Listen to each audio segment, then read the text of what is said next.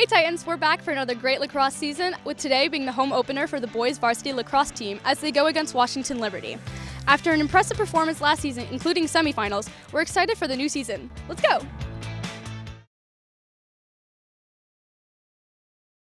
It seems like the Old Towners have a pretty good sense of what it means. They ate that up.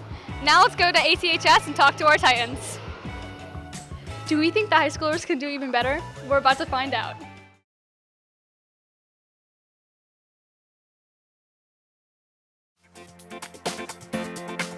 Hey Titans, we're here at the boys senior lacrosse night, and we're here to celebrate the senior boys on the team. Let's go cheer them on.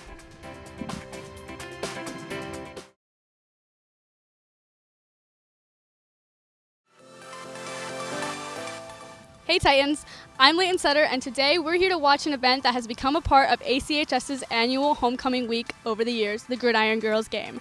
The Gridiron Game was a battle between the junior and senior girls through a game of flag football. We'll see who comes out victorious. Let's go.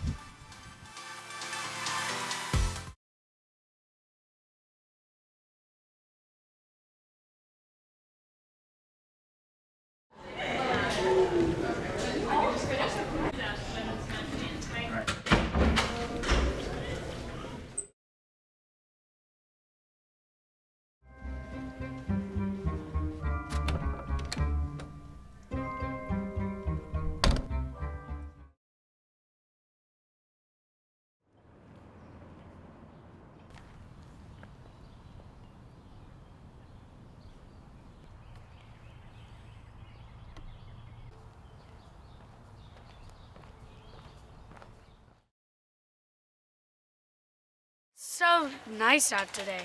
Yeah, it's so sunny and bright. Hey, who are you talking to? Thomas? You mean the air? There's no one next to you. Ugh, go away. You're always such a meanie. Hey everyone, little Emma has an imaginary friend. Stop it! Thomas is right next to me. Yeah, right, freak.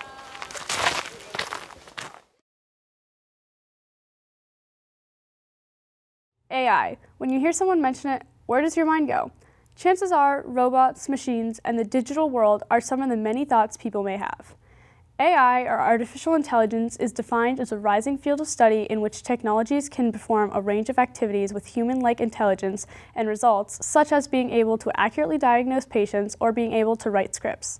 It has been advancing over the recent years, and soon enough, with its limitless possibilities, we can see it taking over jobs, workplaces, and other parts of our society, practically consuming our lives.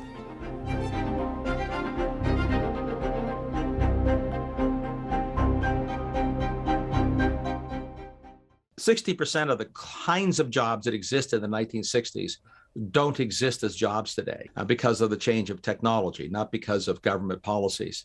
Generative AI, a type of AI that is able to write scripts and create animations, could start to replace actors, even replicate specific individuals without their permission. It can generate this massive quantity of output, but somebody has to actually be able to look at that output and determine what is even worth considering. People involved in the entertainment and film industry all have different views on the introduction of this technology, but they all agree on one thing: it is taking over the field. This past summer, members of SAG-AFTRA, the Actors and Writers Guild, went on strike due to the rise of AI usage in film studios. With the concerns for studios not needing actors, writers, and other jobs in production, as they can't afford to pay these people, they decide to take action. But what's really sort of challenging our industry now is the advent of technology, again called generative AI, which has the ability to actually create certain types of content. And the idea that we're going to basically have these computer algorithms creating content in place of writers, actors, performers, directors, and it's something that we're all really concerned about.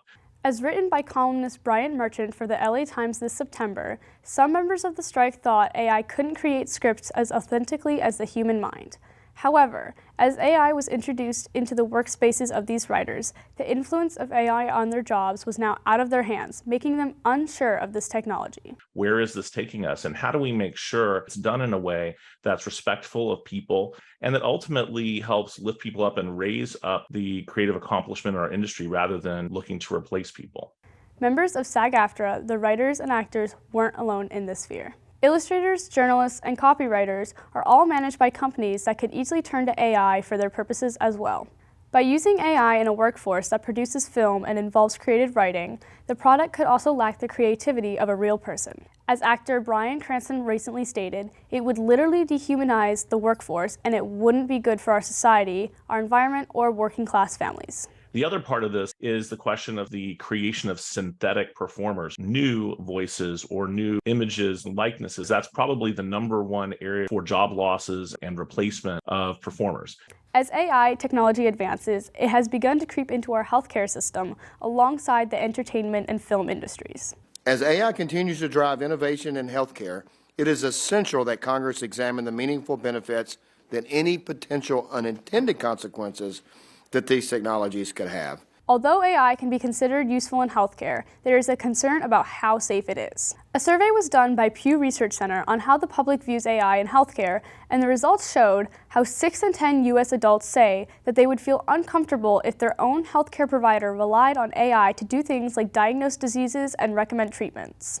How are we ensuring this data is secure and ensuring that consumers have full control over this information and it's not being used or sold without their consent? These concerns bring up the argument of why it should have restrictions, yet it does have potential advantage for jobs like decreasing room for human error, such as in diagnoses in medical settings. My name is Emma Vogel. I work with Capitol Hill Consulting Group as a legislative assistant. And my focus is healthcare. Healthcare is going to really benefit from the integration of AI. It'll also optimize staffing. It'll give a lot of doctors a lot more time with the patients, which is really necessary. It'll be great with diagnostic tools. Although, as we can see, AI has its benefits and could further support our society, it is beyond doubt that within the next 20 years, as the use of it spreads, it will grow larger than we can anticipate. This will lead to the escalation of these problems we've considered. Maximizing the importance of human intelligence in the role of AI is really important. After hearing about AI from experts, reading articles, and discussing with Emma, we went around our local community and asked students and teachers how they feel about the use of AI.